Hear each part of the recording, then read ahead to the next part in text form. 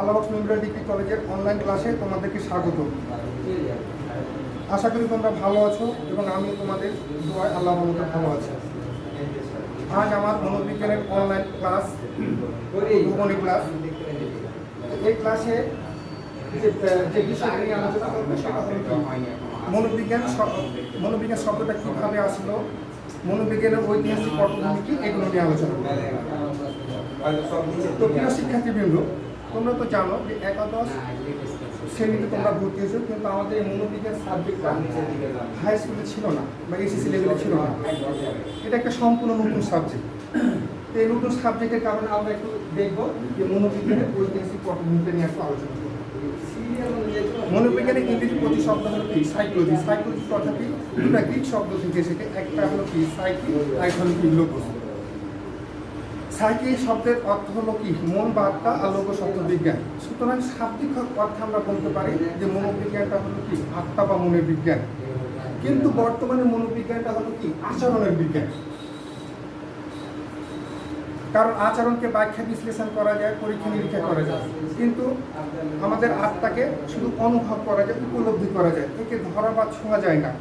অতএব তোমরা এটা বুঝতে পারছো যে জিনিসটাকে ধরা বা ছোঁয়া যায় না, সেটা কখনো আমাদের কিন্তু কি বিজ্ঞান হতে পারে। অপরদিকে আচরণকে কিন্তু বস্তুনিষ্ঠভাবে পর্যবেক্ষণ করা যায়, পরীক্ষা নিরীক্ষা করা যায়, পুনরাবৃত্তি করা যায়, অনুভূতি করা যায়। সুতরাং আমাদের মনোবিজ্ঞানের বিষয়বস্তু কিন্তু বর্তমানে আচরণ। তাহলে একটা জিনিস শিক্ষার্থী বন্ধুরা বুঝতে পারছো, নাম আর সংজ্ঞা শুনে বোঝা যাচ্ছে কি মনোবিজ্ঞানটা একটা বিজ্ঞান। কিন্তু জন্ম লগ্ন থেকে মনোবিজ্ঞানের বিষয়বস্তু, বৈজ্ঞানিক পদ্ধতি বিজ্ঞানসম্মত ছিল না। মনোবিজ্ঞান বিজ্ঞান হিসাবে কীভাবে আসলে একটা কিন্তু একটা ইতিহাস আছে, ঠিক আছে?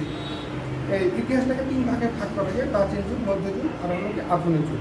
এই প্রাচীন যুগ আর মধ্যযুগকে বলা হচ্ছে কি প্রাক বৈজ্ঞানিক যুগ, আর আধুনিক যুগকে বলা হচ্ছে কি বৈজ্ঞানিক যুগ। মনোবিজ্ঞানের ইতিহাস তিনটা পর্যায়ে সুনির্দিষ্টভাবে পৃথক করা কঠিন। তারপরে আমরা প্রাচীন যুগকে আমরা এভাবে শনাক্ত করবো। প্রাচীন যুগটা হলো কি প্রাক সক্রেটিসের আমল, যেটা খ্রিস্টপূর্ব 600 অব্দ থেকে শুরু করে। আর মধ্যযুগটা বলবো আমরা কি মনোবিজ্ঞানের ডেকার্টের আবির্ভাবের পর থেকে, সেটাকে বলবো 1596।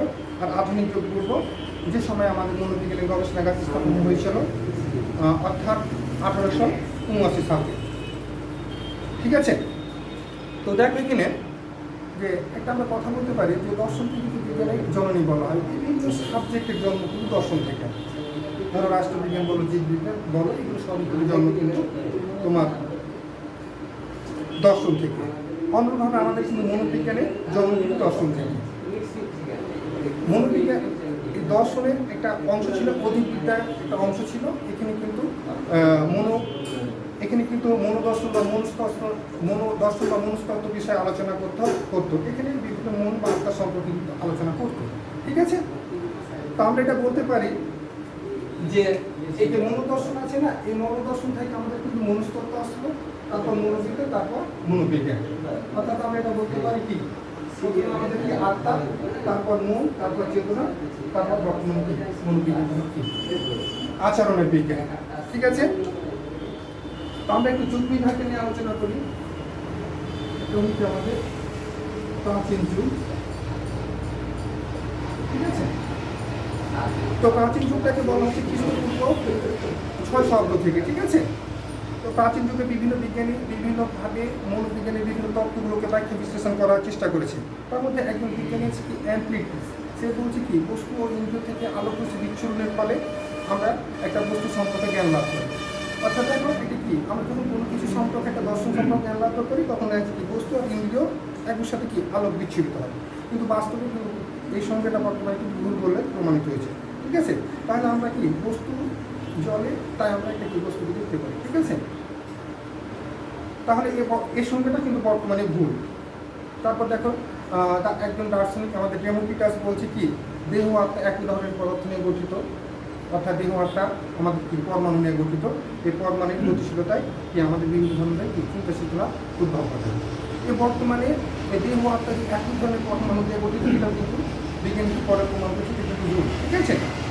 তারপরে একজন বিজ্ঞানী আছে হেপোক্রেটাস কিন্তু আমাদের রক্তের উপর ভিত্তি করে আমাদের ব্যক্তিত্বের প্রকারভেদ করার চেষ্টা করেছেন। তিনি বলেন যে আমাদের 4 ধরনের রক্ত বা 4 ধরনের রক্তের পদার্থ নিয়ে আমরা মানুষ গঠিত। একটা হলো কি রক্ত, একটা হলো কি কৃষ্ণপিত্ত, একটা হলো কি হলুদ রক্ত, একটা হলো কি শেষমা বা ঝিল্লি। তিনি বলেন যে যারা হলুদ রক্ত স্বভাবের অধিকারী তারা কিন্তু ক্ষুদ্র স্বভাবের হয়। তারপর যারা কালো, তাদের রক্তগুলো কালো হয় বা রক্তটা কালো হবে, তারা কিন্তু তোমার শান্ত প্রকৃতির হয়। ঠিক আছে, কিন্তু বর্তমানে বিজ্ঞানীরা এটাও কিন্তু ভুলগুলো প্রমাণ করেছে যে রক্তের সাথে আমাদের কিন্তু কি ব্যক্তিগত কোনো সম্পর্ক নাই। তাছাড়া আমাদের আরেকজন বিজ্ঞানী আছে, কি সক্রেটিস আছে, সে কিন্তু বলছে কি আত্মাকে একটা কি বুদ্ধিভিত্তিক নৈতিক সত্তা হিসাবে চিহ্নিত করেছে। আত্মাকে কি বলছে, একটা কি বুদ্ধিভিত্তিক নৈতিক সত্তা। তারপর প্লেটো আছে, প্লেটো কিন্তু আমাদের আত্মাকে ব্যাখ্যা বিশ্লেষণ করার জন্য 3টা বিষয় বলছে। সেটা হলো একটা হলো কি প্রজ্ঞাংশ, একটা হলো বীর্যাংশ, একটা হলো কি কামাংশ। তিনি বলছেন কি বীর্যাংশ কামাংশ আমাদের দেহের মাধ্যমে উৎপত্তি হয়, একটা দেহের মাধ্যমে উৎপত্তি হয়। এগুলো আমাদের যখন আমরা মারা যায়, দেহ বিনাশের পর এগুলো শেষ হয়ে যায়। কিন্তু আমাদের প্রজ্ঞাংশ এটা কিন্তু অনেক দিন ধরে বেঁচে থাকে, অর্থাৎ দেহের ক্ষয়ের পরও প্রজ্ঞাংশ আমাদের সক্রিয় থাকে, যেটাকে আত্মার মতো করে সে তুলনা করছে। ঠিক আছে, তারপর বিজ্ঞানী একজন আছে কি অ্যারিস্টটল আছে, সে বলছে কি আত্মাকে ব্যাখ্যা বিশ্লেষণ করার জন্য সে 3 ভাগে ভাগ করছে। একটা হলো কি উদ্ভিদ আত্মা, একটা হলো জীবাত্মা, একটা হলো মানব আত্মা। সে উদ্ভিদ আত্মাকে কি দেহের পুষ্টি সাধনের জন্য দায়ী করছে, আর জীবাত্মাকে সে কিন্তু বলছে এটা মানে উদ্ভিদ আত্মার চাইতে উন্নত। ঠিক আছে, এটা কিন্তু সবসময় আমাদের সুখের দিকে ধাবিত হয়, মানে সবসময় ভালো চায়। ঠিক আছে, ভালো কিছু সবসময় পছন্দ করে। আরেকটা আছে আমাদের কি মানব আত্মা, যেটা কিন্তু কি উদ্ভিদ আত্মা বা জীবাত্মার চেয়েও উন্নত, যেটাকে আমাদের কিন্তু বিবেক বলা হচ্ছে। অর্থাৎ আমি কোনটা করবো, কোনটা করবো না, কোনটা উচিত, কোনটা অনুচিত, এগুলো নিয়ে কিন্তু সে বলছে। অর্থাৎ এই যে অর্থাৎ এখানে যে মানবাত্মা আছে না, ঠিক আছে, এর জন্য কিন্তু আমরা সত্যিকার অর্থ যে আমরা যে সৃষ্টির সেরা জীব, এটার জন্য কিন্তু আমরা সৃষ্টির সেরা জীব হিসাবে পরিগণিত হয়েছি। ঠিক আছে, অতএব তোমাদের এটা কিন্তু দেখা যাচ্ছে যে প্রাচীন যুগে আত্মাকে নিয়ে তারা বিভিন্নভাবে আলোচনা করেছে, বিভিন্নভাবে ব্যাখ্যা বিশ্লেষণ করার চেষ্টা করেছে। ঠিক আছে, এখানে তারা কি সংবেদন, প্রত্যাখ্যান, স্মৃতি, বিভিন্নভাবে মনোবিজ্ঞানের কারণগুলো ব্যাখ্যা করেছে। কিন্তু অধিকাংশ কারণই দেখা যাচ্ছে কি এগুলো কিন্তু অনেক সমালোচনা আছে। যাই হোক, তার পরবর্তীতে বিজ্ঞানীরা এই সমালোচনাগুলোকে কি করতে যায়, কিন্তু আত্মা সম্পর্কে আরও নতুন নতুন ভালো ধারণাগুলো সৃষ্টি করেছে। অথবা আমরা বলতে পারি যে প্রাচীন যুগও কিন্তু আমাদের মনোবিজ্ঞানের একটা বিজ্ঞানীদের অবদান আছে। ঠিক আছে, এরপর আমরা আলোচনা করব কি মধ্যযুগ।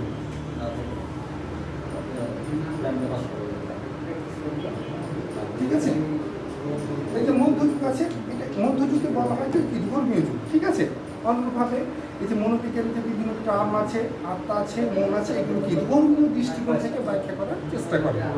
ঠিক আছে, দেখো এখানে কিন্তু দেখাচ্ছে যে সেন্ট অর্গাইস্টিন নামের একজন কি খ্রিস্টীয় ধর্মযাজক আত্মাকে ব্যাখ্যা বিশ্লেষণ করেছেন এই খ্রিস্টীয় ধর্ম আলোকে। তিনি বলেন কি আত্মাকে অজর, অমর, আধ্যাত্মিক সত্তা। ঠিক আছে, অর্থাৎ দেহ আত্মা একই সময় ঈশ্বর কর্তৃক সৃষ্টি এবং প্রত্যেক আত্মায় অনন্য। ঠিক আছে, তারপর একজন কি টমাস অ্যাকুইনাস নামের একজন কি বিজ্ঞানী বলছে যে ধর্ম, তিনি বলছে কিন্তু সে কিন্তু কি আত্মাকে ওই খ্রিস্টীয় ধর্মের আলোকে কিন্তু ব্যাখ্যা বিশ্লেষণ করছে। তার মানে সে বলছে কি দেহ আত্মা পরস্পরের উপর নির্ভরশীল এবং পরস্পরের প্রতি ক্রিয়াশীল। ঠিক আছে, এই যে আত্মা কিন্তু এই আত্মার উৎকর্ষ সাধনের জন্য কিন্তু কি জীব কিন্তু একটা আদর্শ জীব হিসাবে পরিগণিত হয়েছে। ঠিক আছে, তিনি বলেন যে আত্মা দেহ কিন্তু একটা মর বা এটা কি মানে মৃত্যুর পর দেহটা কিন্তু শেষ হয়ে যায়, কিন্তু আত্মা কখনো শেষ হয় না, এটা কিন্তু অনেক দিন ধরে বেঁচে থাকে। ঠিক আছে, তারপর মধ্যযুগে আরেকজন বিজ্ঞানী আছে, সেটা হলো কি মনোবিজ্ঞানী ডেকার্ট।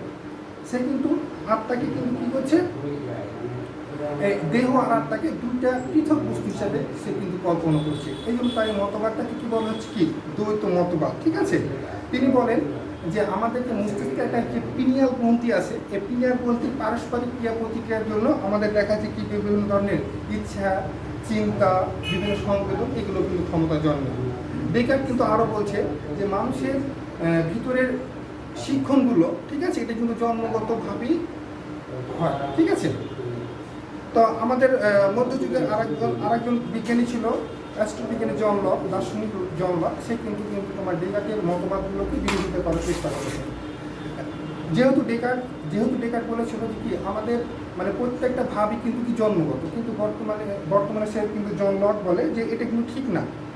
যখন একটা বাচ্চা যখন জন্মগ্রহণ করে তখন কি সে সাদা মন নিয়ে জন্মগ্রহণ করে, তার কিন্তু কিছুই থাকে না, ঠিক আছে, তার কিন্তু কিছুই থাকে না।